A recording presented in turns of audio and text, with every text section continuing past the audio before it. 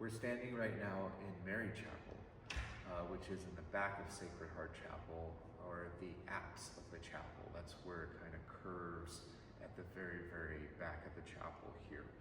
And we have this beautiful statue here of Mary, and this was dedicated, I believe, in the late 70s, in a beautiful work of art.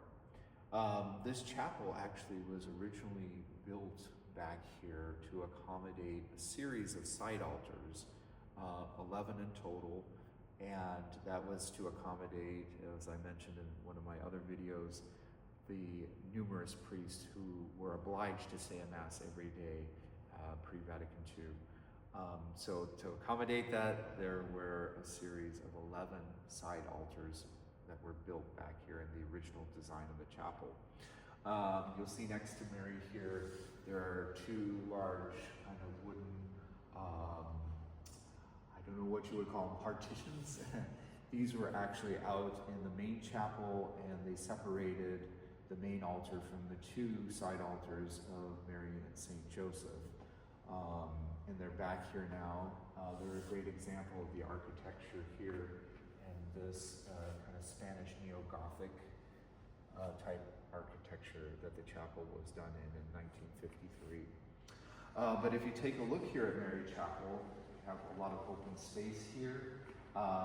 There's kind of a loud echo, and we're going to talk about the sound back here in a minute. It's actually really good acoustics. We don't have masses in here at this time. It's not accessible, but I love to take folks back here, and when we do tours, especially the stained glass, because we do have part of the most important stained glass for the chapel back here, especially the King of Kings, which is Loyola, as it was known back there, Loyola University of Los Angeles, as the central stained glass back here. But imagine for a moment all these priests who had to say Mass each day. And so they'd be racing in here before classes to do a quick 20-minute Mass, maybe 15, 20-minute Mass. And there were 1, 2, 3, 4, 5, 6, 7 side altars would have fit here. You have to use a bit of your imagination. And you hear that echo. Well, back then the Mass was said very quietly. The priests said it in very hushed tones. There was a worry, especially going back in the Middle Ages, that people would take these words, especially the words of consecration, and they would try and use it themselves. So the Eucharistic prayer especially was said in very, very quiet, hushed tones. However, even speaking quietly in here, you can hear the echo. So I'm going to take you over here for a second.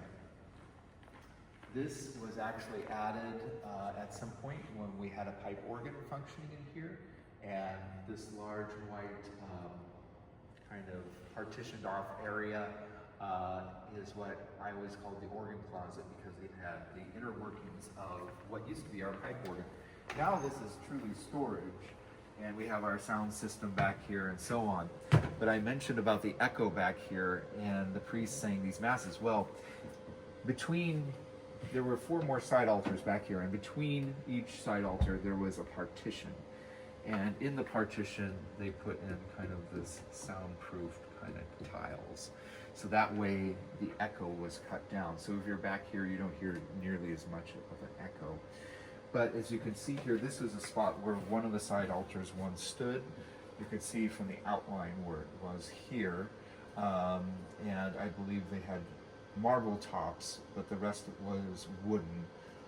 We still have the marble, the original marble from the chapel on those. And where the altar was, you can probably see a little bit where the crucifix was here.